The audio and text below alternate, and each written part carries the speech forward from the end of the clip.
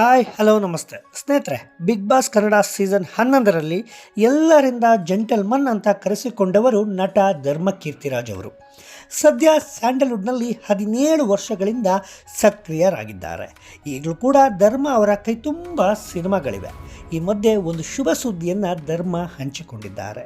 ಅದೇನಪ್ಪ ಅಂದರೆ ಅವರೀಗ ಟಾಲಿವುಡ್ಗೆ ಕೂಡ ಗ್ರ್ಯಾಂಡ್ ಎಂಟ್ರಿಯನ್ನು ಕೊಟ್ಟು ಬಿಟ್ಟಿದ್ದಾರೆ. ಹೌದು, ತೆಲುಗಿನ ಬ್ಲಡ್ ರೋಸಸ್ ಅನ್ನೋ ಕ್ರೈಮ್ ಥ್ರಿಲ್ಲರ್ ಸಿನಿಮಾದಲ್ಲಿ ಧರ್ಮ ಕೀರ್ತಿರಾಜ್ ಅವರು ಖಡಕ್ ಪೊಲೀಸ್ ಅಧಿಕಾರಿಯಾಗಿ ಕಾಣಿಸಿಕೊಂಡಿದ್ದಾರೆ. ಅದರ ಫಸ್ಟ್ ಲುಕ್ ನಿನ್ನೆ ರಿಲೀಸ್ ಆಗಿದೆ.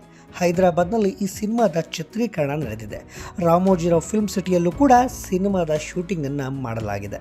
ಬ್ಲಡ್ ರೋಸಸ್ ಸಿನಿಮಾವನ್ನು TBR ಸಿನಿ ಕ್ರಿಯೇಷನ್ಸ್ ಬ್ಯಾನರ್ ಅಡಿಯಲ್ಲಿ ಹರೀಶ್ ಕೆ ನಿರ್ಮಾಣ ಮಾಡಿದ್ದು, ಎಂ ಗುರುರಾಜನ್ ಅವರು ನಿರ್ದೇಶನ ಮಾಡಿದ್ದಾರೆ. ಶ್ರೀಲು, ಸುಮನ್, ಟಾರ್ಜನ್, ಘರ್ಷಣ ಶ್ರೀನಿವಾಸ್, ಜಗದೀಶ್ವರಿ ಮುಂತಾದವರು ಈ ಸಿನಿಮಾದಲ್ಲಿ ನಟಿಸಿದ್ದಾರೆ. ಶಿವಕುಮಾರ್ ಛಾಯಾಗ್ರಹಣ ಇರುವ ಈ ಸಿನಿಮಾದ ಪೋಸ್ಟ್ ಪ್ರೊಡಕ್ಷನ್ ಕೆಲಸಗಳು ಭರದಿಂದ ಸಾಗಿದೆ. ಇನ್ನು ಈ ಸಿನಿಮಾದಲ್ಲಿ ನಾಯಕಿಯಾಗಿ ಅಪ್ಸರಾ ರಾಣಿ ಕಾಣಿಸಿಕೊಂಡಿದ್ದಾರೆ. ಇವರನ್ನೆಲ್ಲೋ ನೋಡಿರುವ ಹಾಗೆ ಇದೆಯಲ್ಲ ಅಂತ ಅನಿಸಿದರೆ ಅದು ಬೇರೆಲ್ಲೂ ಅಲ್ಲ, ರಾಮ್ ಗೋಪಾಲ್ ವರ್ಮಾ ಅವರ ಸಿನಿಮಾಗಳಲ್ಲಿ. ಹೌದು, RGV ನಿರ್ದೇಶನ ಮಾಡಿರುವ ಡೇಂಜರಸ್ ಸಿನಿಮಾದಲ್ಲಿ ಸಖತ್ತಾಗಿಯೇ ಮಿಂಚಿದ್ದರು ಅಪ್ಸರಾ ರಾಣಿ. ಡಿ ಕಂಪನಿ, ಕ್ರ್ಯಾಕ್, ಸಿಟಿಮಾರ್, ಹಂಟ್ ಮುಂತಾದ ಸಿನಿಮಾಗಳಲ್ಲಿ ಐಟಮ್ ಹಾಡುಗಳಿಗೆ ಹೆಜ್ಜೆ ಹಾಕಿದ್ದಾರೆ ಕೂಡ.